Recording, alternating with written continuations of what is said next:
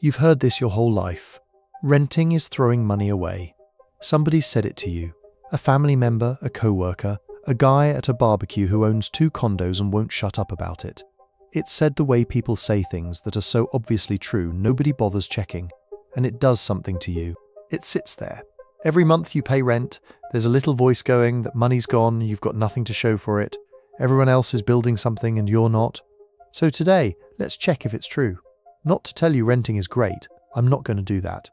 But because hiding underneath it is an idea that has cost American families more money than almost anything else I can think of.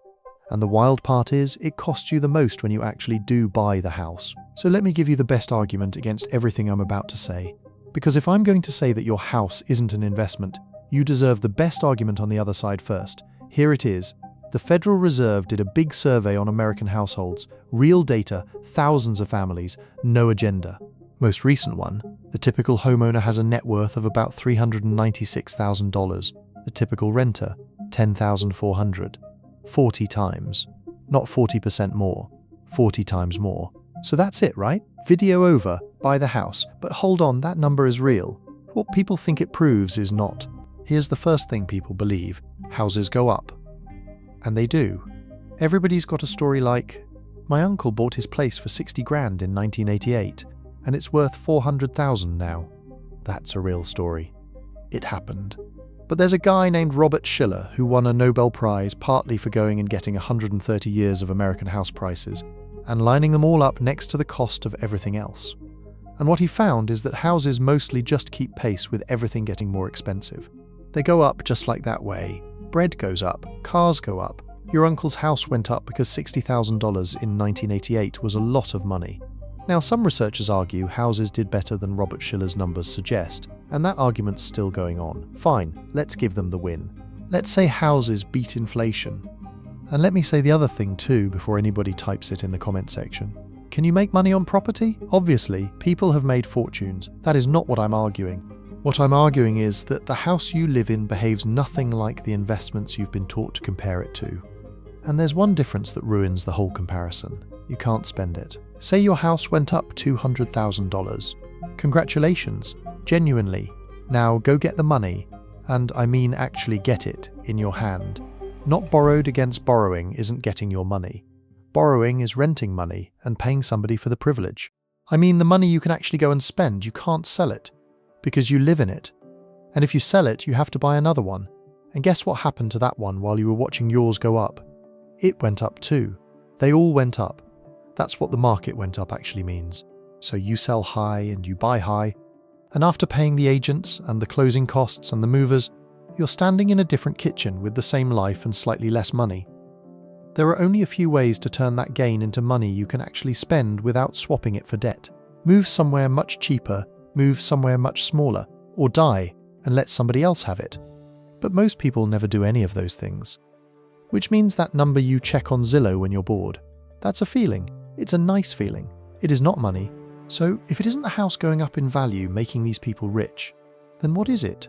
It's that you can't quit. Think about it. You can skip your 401k this month and nothing will happen. You can cancel the automatic transfer to savings. You can tell yourself you'll double up in January. But try skipping your mortgage. That's the whole trick. A mortgage is a savings plan with a bank behind it, and the bank will take your house if you stop paying. Homeowners aren't richer because they made a brilliant investment. They're richer because for 30 years, somebody made them put money away every single month whether they felt like it or not. That's not an investment. That's discipline you bought from a bank. And this is where it gets expensive. Because if you don't understand which part is actually building your wealth, you'll make a mistake that millions of Americans are making right now. When you make a mortgage payment, only one piece of it goes into your pocket, the principal. That's the bit that actually pays down what you owe. That's more like a piggy bank. Everything else leaves and never comes back. The interest, the property tax, the insurance, the maintenance. And here's the part nobody tells you. In the early years of a 30-year mortgage, a huge share of every payment goes to the bank as interest, not to what you owe. You can spend the first several years paying thousands of dollars a month, and what you owe barely move. So when someone tells you to stretch, buy the nicer one, it's an investment. Look at what you're actually stretching for. You're not buying a bigger piggy bank, you're buying a bigger fee, bigger house, bigger interest, Bigger tax bill, bigger roof when the roof goes, bigger everything. And the part that actually comes back to you barely moved. Your house isn't an investment, it's a piggy bank surrounded by fees. And the bigger the house, the bigger the fees. Let me show you what that looks like on a person. This is Marcus. He isn't a real person. But what happens to him happens to a lot of people. Marcus is 36. Good job, nothing fancy. He goes to the bank and they tell him he can borrow $450,000. He was going to spend $350,000. That's the number that fits his life. He'd have money left over at the end of every month. But the $450,000 house has the extra bedroom and the yard, and it's in a good district everybody wants. And the guy at the barbecue says what he always says, it's an investment. You'll never regret buying more house. So Marcus buys the bigger house. Here's what happens over the next 8 years. Nothing bad. He's fine. He makes the payments. Nothing dramatic ever happens to Marcus. So what did it actually cost him? The bigger loan adds about $500 a month. The property tax is bigger, because tax is a percentage of what the house is worth. The insurance is bigger, and a bigger house breaks in bigger ways. Bigger roof, bigger furnace, more of everything to go wrong. Add it up. And the $450,000 house costs him about $700 a month more than the other one would have. Now, Marcus brings home about $6,500 a month. Take out the mortgage, the car, the daycare, the food, the insurance, the phones, and he was going to have around $700 left at the end of every month. $700 of extra house, $700 left at the end of the month. They're the same $700. So the retirement account stays exactly where it was. Not because he did anything stupid, because there's nothing left to put in it. Then his company starts doing layoffs. A better job opens up 2 states away. He can't take it, because taking it means selling the house. And selling costs him tens of thousands in fees before he sees a dollar. And the new place needs a down payment he doesn't have, because his money is sitting in a bedroom nobody uses. Somewhere in year 4, he does the math on the trip he and his wife have talked about since before the kids. Decides it's not the right year. Doesn't think about it again. And when his mum starts needing help, he can't go. Same reason. Meanwhile, the house went up $90,000, and he tells people that he feels good about it. He's got the extra bedroom, he did nothing wrong, he bought a house, and he paid for it. He just bought $100,000 of fee and thought he was buying $100,000 of investment. Now the objection, and it's the right one. So what? I should rent forever, hand my money to a landlord and own nothing. No, and I want to be clear, because this is where people misunderstand me and think that's what the whole video is about. Buying is often the right call. That thing where you can't quit paying, that's real.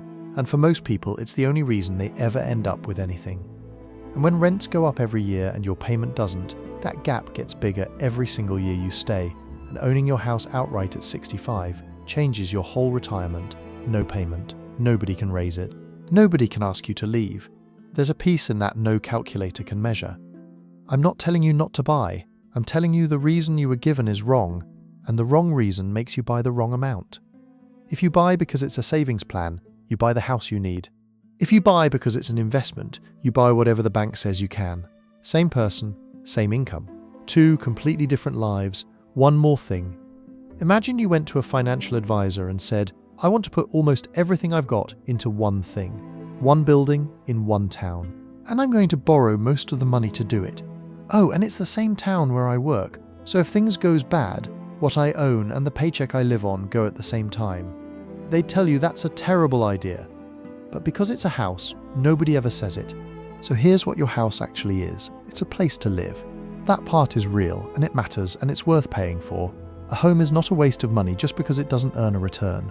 You have to live somewhere, and it might as well be somewhere you love. And it's a savings plan you're not allowed to quit. That part is real too. And for a lot of people, it's the single best financial thing that ever happened to them. What it isn't is the thing you were sold. Plenty of people have made real money on property, and some have made a fortune. But for most ordinary families, the wealth didn't come from being clever about real estate. It came from 30 years of being made to save. So the question isn't whether to buy. The question is how much of your life are you willing to hand over for the extra bedroom? Because that's the actual price, not the number on the listing. The job you can't leave, the move you can't make, the list that keeps getting pushed to next year while you make payments on a room nobody sits in. Buy the house, buy less of it than the bank says you can, and put the difference into other forms of investment. So tell me, are you in a house right now that's bigger than you needed? Or are you the one at the barbecue getting told you're throwing money away? Drop your comments below. I will respond to them all. If you want more content on finance-related topics like this, consider subscribing. And if you found this video interesting, leave a like and a comment will be appreciated.